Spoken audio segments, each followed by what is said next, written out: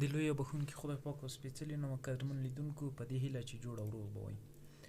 زه غواړم چې په دغه ویډیو کې تاسو ته دا وښایم چې څنګه کولی شو موږ تاسو په اډوب افټر افیکټ کې د کمرې ټکان له منځه یوسو.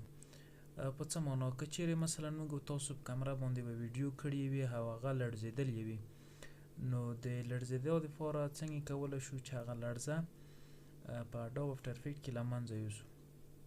زیاتره وخت چې زموږ تاسو سره ترایپوډ نه وي یا هم په موبایل باندې په خپلو لاسونو باندې یوه ویډیو ډکوو نو عموما لړزېدلې وي. نو د لړزېدو دپاره راځم په دغه ویډیو باندې کار کړم چې څنګه باید دغه لړزېدا له منځه لاړه شي. راځم یوه لړزېدلې ویډیو زه باید راواخلم. اول نیو کمپوزیشن کې ډبل کلیک کړم او ورته وایم چې دغه ویډیو ده. راځم کمپوزیشن کې اچوم تر څو کمپوزیشن سبمیټ شي، ساوند ډیزاین لرې کوم.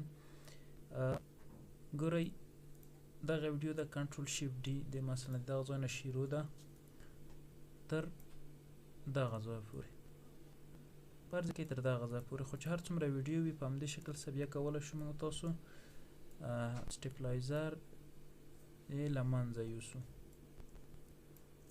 ګورئ دغه ویډیو په دې شکل سره لړزوي. ګورئ یو طرف او بل طرف ته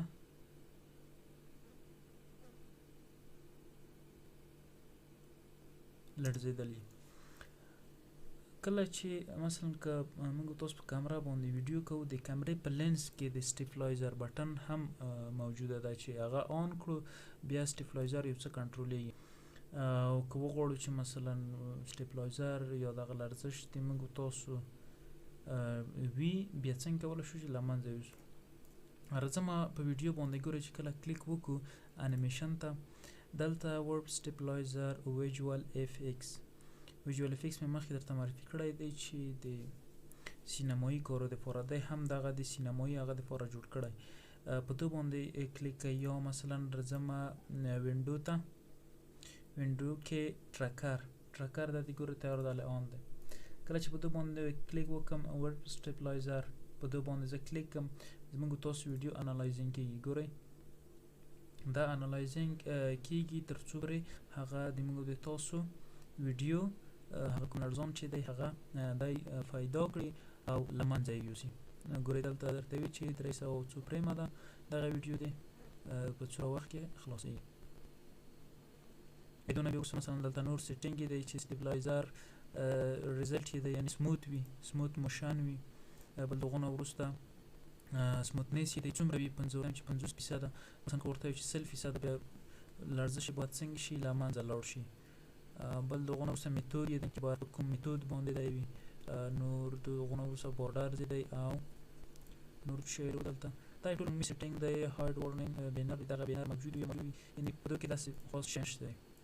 موږ تاسو یوازې د سموت څخه کار دی چې په څومره اندازه موږ تاسو دغه لړزش له منځه یوسو.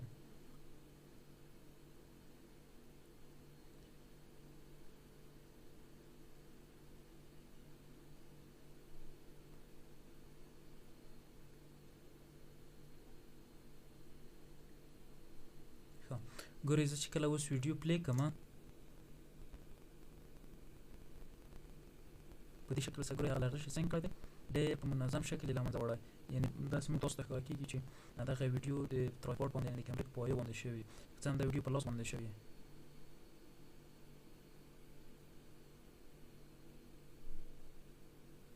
په دې شکل څه کولی شو په ډېر اسانۍ سره مثلا ورته وایم چې ګورئ اوس هم په د اول سر کې ډېر کم لړزش لري. فقط یو ځل کمره لږ پورته شي بیرته ټیټېږي. هغه هم دلته ګورئ موږ تاسو بیا د سموت موشن کې نه البته په فورماټینګ کې ورته وي چې البته چیرته دی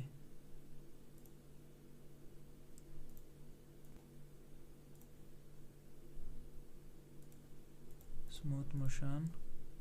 ګورئ دلته موږ تاسو بیا ورته وي چې پوزیشن دی. ګوره پوزیشن دی، سکیل دی، روټیټ دی، روټیشن دی چې مثلا هغه شی چې ته ورته معرفي کوې دی په هغه شیانو باندې یوازې بیا مثلا اپلای کېږي. خو اوس چې ورته چې مثلا په هر طرف باندې د سټیپلایزر چې دی د کمرې حرکتونه ټول دلته معرفي شوي دي چې فان حرکت دی مثلا ټویلیټ حرکت دی هغه کمره چې کوم حرکتونه لري هغه ټول دلته معرفي شوي اوس که څه هم دا ویډیو ګورئ فان حرکت لري په دو شکل سره نو یوازې دی په کمه اندازه چې کومې خواته مثلا روټیټ کې شوی وي او پوزیشن یې د ایکس وای په محور باندې تللی وي دی هغه څنګه وي له منځه وړي که چیرې د ویډیو اصلي حالت وګورو کنټرول زید البته دا هغه ځینې ډیلیټ کړم اوس که چیرې وګورو په دو شکل سره ګورئ څنګه ده ویډیو لړزېدلې نو قدرمنو لیدونکو په دې هیله چې له دغه ویډیو څخه مو زده کړې وي او خپل هغه ویډیوګانې چې له تاسو څخه لړزېدلې وي په ډېر اسانۍ سره په باندې جوړ کړئ تر بلې ویډیو د خدای په امان